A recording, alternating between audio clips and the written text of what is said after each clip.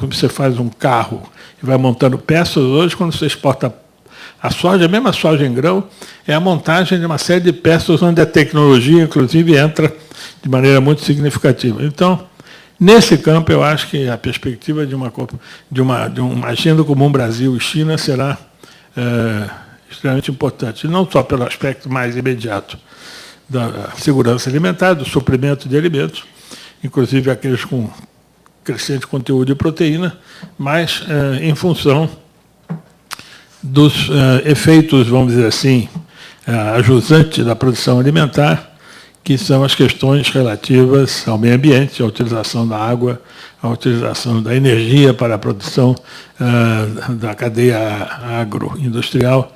Esses são temas muito característicos do século XXI, do novo modelo de economia sustentável que nós temos que desenvolver. E, nesse campo, realmente, temos muito mais perguntas e indagações do que respostas no nosso relacionamento com a China. Eu acho que essa é a minha visão dessa importância desse seminário que ora inauguramos aqui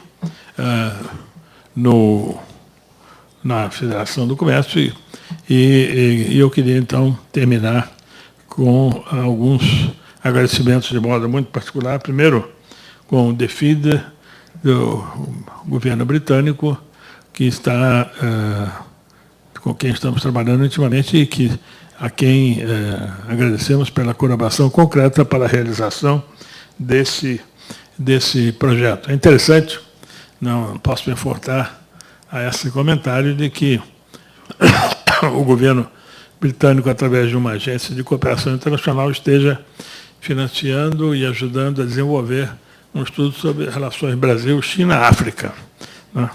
Isso mostra justamente o que eu disse no início, que o Brasil está num patamar diferente das suas relações internacionais e está sendo reconhecido por entidades estrangeiras como desempenhando um papel que, às vezes, nós mesmos não tínhamos consciência da sua importância. Também queríamos agradecer o patrocínio da Odebrecht, que é uma entidade mantenedora do SEBRE, e que certamente tem toda a razão de estar interessada, porque é uma das empresas brasileiras que mais se internacionalizou, ou continua se internacionalizando, e veremos que este é um aspecto, a meu juízo, extremamente dinâmico. O papel das empresas brasileiras estão se internacionalizando e que eu acho que vai mudar muito a visão que governo e privado têm da inserção do Brasil no mundo. Queria agradecer também à Federação do Comércio e ao Comércio pelas magníficas instalações que põe à nossa disposição. O vice-presidente está preso aí no trânsito. Hoje é um dia meio complicado aqui no Rio de Janeiro, por causa... Primeiro, houve muita chuva ontem, então perturbou, mas hoje temos uma manifestação importante aí contra a decisão do Congresso da Câmara dos Deputados em relação ao pré-sal. Então, hoje é um dia meio perturbado. Os cariocas estão muito irritados com a decisão da Câmara dos Deputados, ou pelo menos com o encaminhamento que está sendo dado, e é possível que haja algum distúrbio em relação à presença de algumas representantes, porque estão presos aí nessa movimentação. Parece que vai haver uma manifestação grande no centro.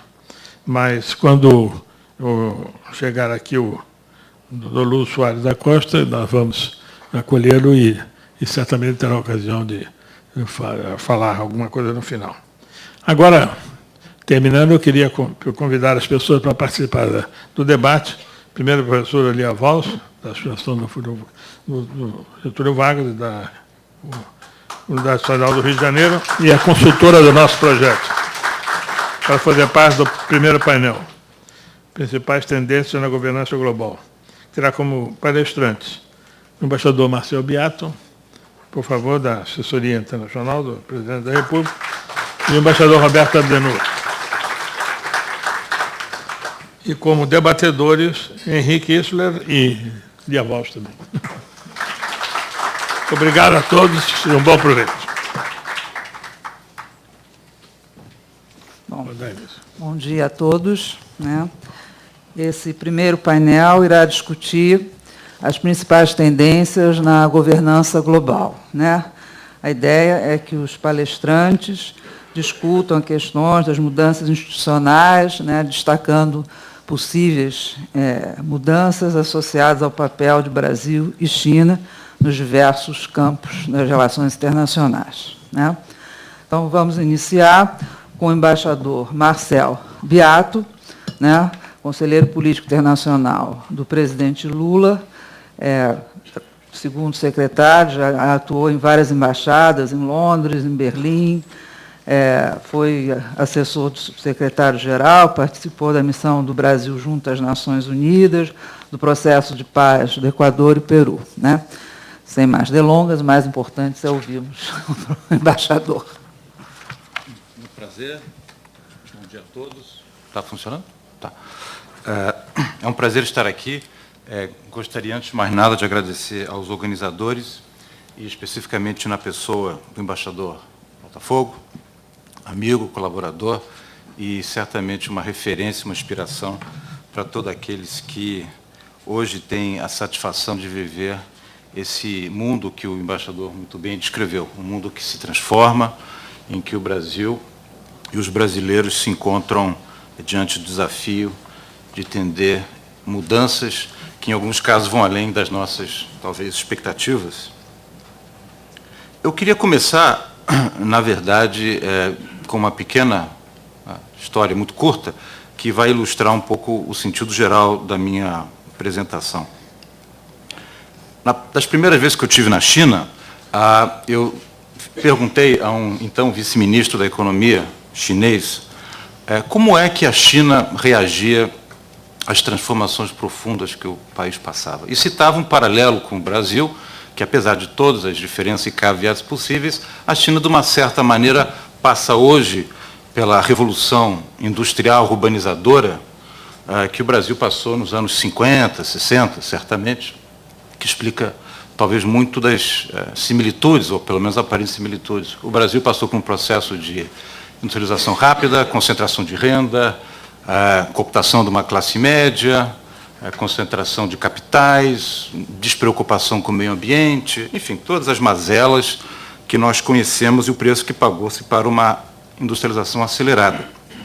Aí eu disse para ele, nos anos 80, quando esse modelo se esgotou, ou como se queira descrever, o Brasil sempre tinha uma opção B, sempre tinha uma alternativa que se chamava democracia. Então, quer dizer, mesmo nos momentos de maior dificuldade, contradição, conflituosidade dentro da sociedade, havia sempre essa expectativa e acho que podemos dizer que nos valeu muito e fez com que o Brasil pudesse hoje encontrar um novo rumo, novas respostas, novos parâmetros para os seus desafios. E perguntei à China, como é que a China vê isso, reage? Ele disse, não se preocupa, não se preocupa, a China, isso foi acho que 2005, a China vai crescer a 7% ao ano nos próximos 20 anos, até 2023, ele me falou. Até lá seremos todos classe média, esses problemas todos estão resolvidos. Então, eu tenho certeza que o embaixador Abdennour conhece certamente esse tipo de mentalidade e terá a sua visão. Eu teria interesse em conhecer depois. Mas me chamou muito a atenção porque eu acho que aponta para uma questão absolutamente crucial, que é a minha tese de que, na verdade, eu acho que as transformações a que associamos à globalização, elas, de uma certa maneira, têm muito mais a ver, ou pelo menos eu queria provocá-los nesse sentido, tem muito a ver com transformações que se passam dentre desses tantos países, como o embaixador Botafogo mencionou, que estão um pouco na berlinda e que refletem transformações fundamentais da sociedade internacional. Será que não são as mudanças internas desses países que estão conduzindo essas transformações mais profundas e que, no fundo, é o que nós deveríamos procurar entender ao discutir as novas tendências? Eu acho que esse seminário aponta nessa direção, de tentar entender de que maneira países como Brasil e China e as suas transformações internas estão, de uma certa maneira, guiando. Com que base que eu me permito afirmar isso? E a ideia de que o Brasil foi pego um pouco de surpresa, eu acho que reflete essa percepção. Se nós examinarmos as grandes questões ou crises que vive a sociedade internacional contemporânea,